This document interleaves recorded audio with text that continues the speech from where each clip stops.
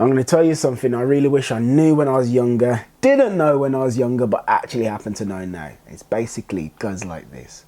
Women really like it when they do something wrong and you check them, put them in their place.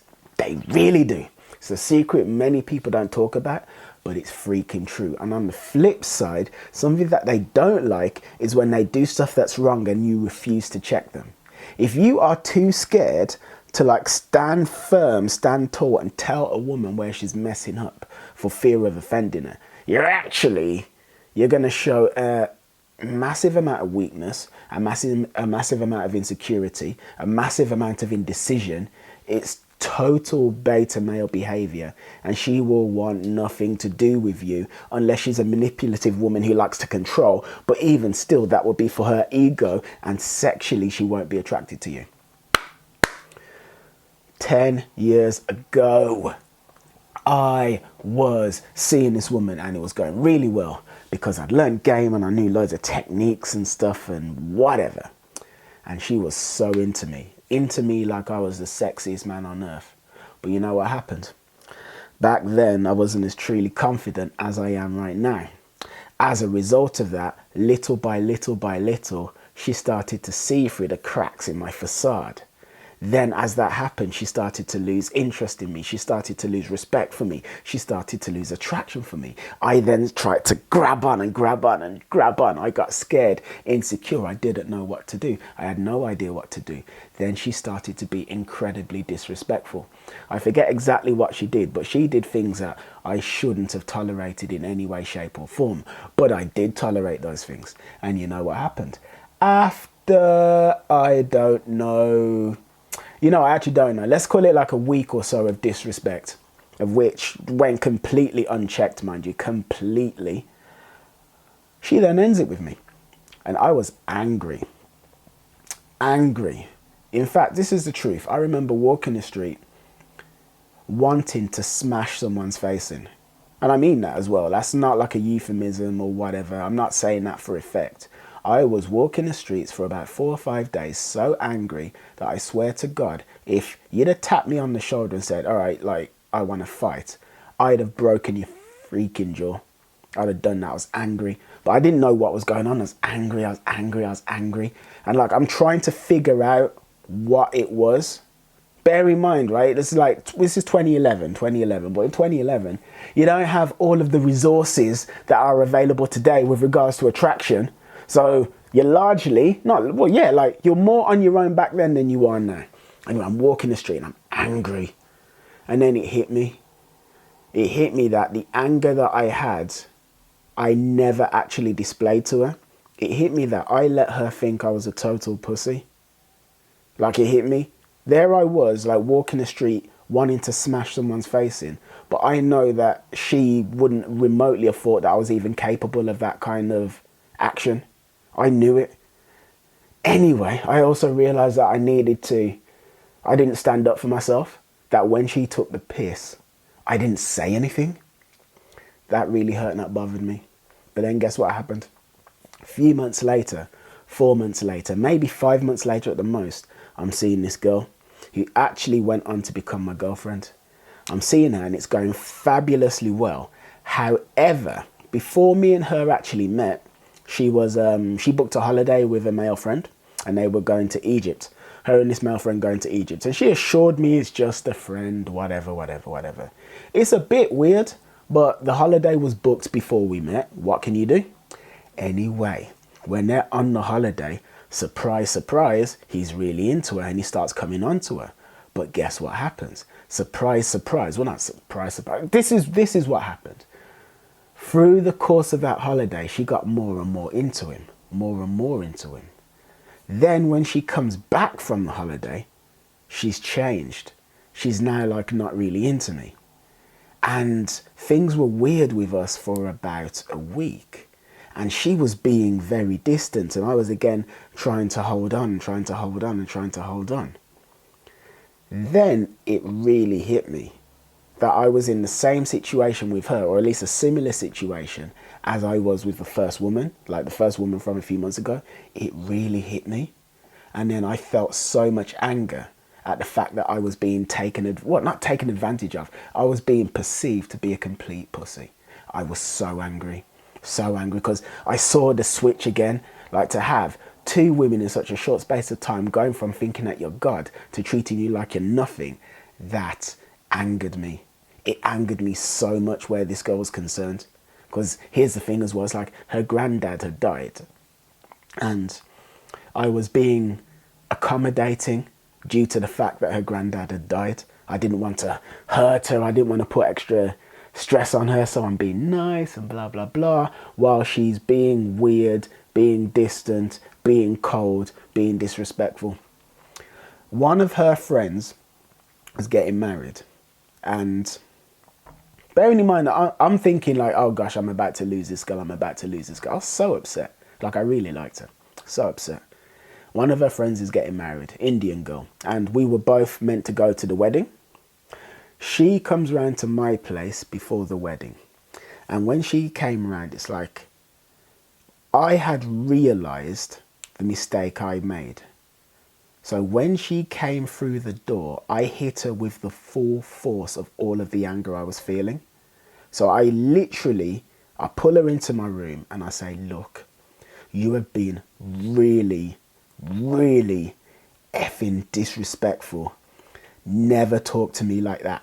Ever again. Ever again. Never talk to fucking me like that. Ever again. Because if you fucking do, just don't. Do not talk to me like that again. Guess what happens? Guess what happens? Because you obviously know I'm going to say that she was more attracted. But guess what happened? She wasn't just more attracted. She got turned on. She got wet. W-E-T, wet. Wet. And we had some passionate sex. Passionate sex. Which basically turned around the whole situation. Then we went to the wedding. And at the wedding, I was Mr. Cool. All of her friends loved me. I was dancing, blah, blah, blah. And between the two things, the situation was resolved.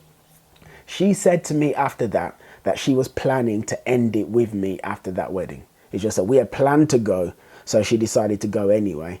But she planned to end it with me. There you go.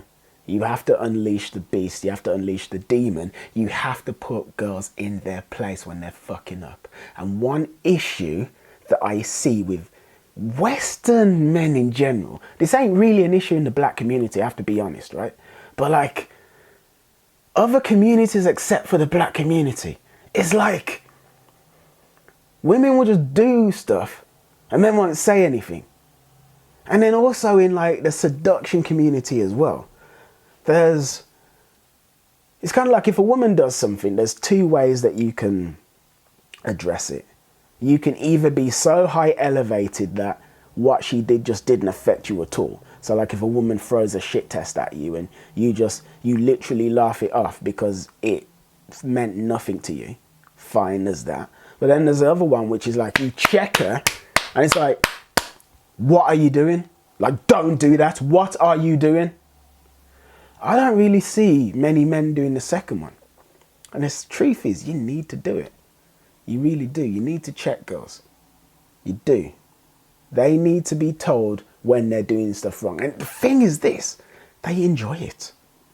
They actually enjoy it. You will be surprised how many women will say, I like it when a man puts me in my place. You will be surprised. They actively like it. They do. Now, as for why that is, this is what I suspect. I suspect that number one, well, women like a strong and powerful man. And it seems that women are attracted to men who they perceive to be better than them in general. So one way of displaying that is by checking her when she does stuff that's wrong. Okay, fine. And then I think women are aware that they can get into emotional states where, let's say, their minds are chaotic and their thoughts are haywire, and having a grounded male presence and energy to say, stop that, get back to reality. I think that's attractive. But I don't know. Anyway, guess what? Everything that I've just said is a preview of a Zoom chat that I am hosting tomorrow. So if you're watching this in the future, well, you're always going to be watching this in the future because I've recorded this in the past. But effectively, this Zoom call is on Sunday, 14th of June, right? Tomorrow. Now, it's about personality traits that women find highly, highly, highly attractive. Highly attractive. Highly attractive. That's what the call's about. It's at 6 p.m. GMT. Sorry, not GMT, BST, British Summertime. So 6 p.m. British Summertime. There's a link in the description. So join. But here's the thing, right? Number one, in order to actually be a part of this call where I'm going to lay out all of the things, the personality traits that women are attracted to that people don't really talk about. Well, in order to actually join that call, number one, you need to join the Game Global Facebook group. Link in the description. Join that. And then after that, join the event. So I've got a link to the group and I've got a link to the event in the description, as well as actually being a part of this chat and getting all this free information. You're also going to join a global community of men who, like yourself, are dedicated, hell-bent. Only two synonyms. I'm losing my perspicacity. That's a Simpsons quote. But yeah, you're going to join a community of men who are dedicated to becoming the best that they can be and improving their skills with women. And because we know what it's like, you know, you're on your own, you live in Wyoming, you live in Tokyo, you live in Paris, you live wherever the hell you are, and you don't have men like you who you can learn from. You feel like lonely because you're into this stuff, but no one you know is into it. Well, other people are into it. If they're not in your geographical location, well, you can find them online, and you can find them at Game Global in our Facebook group. I'll be there too. So if you actually like the cut of my jib and you think, I like Kieran, I would like to interact with Kieran, interact with me in the Facebook group. And yeah, man, join the Zoom call. Like I said, the Zoom call, 6 p.m. BST tomorrow. Just giving out value. That's all we're doing. Value, value, value, value, and then more value. So take care. See you later. Toodaloo. Au revoir. Have a great day and see you tomorrow.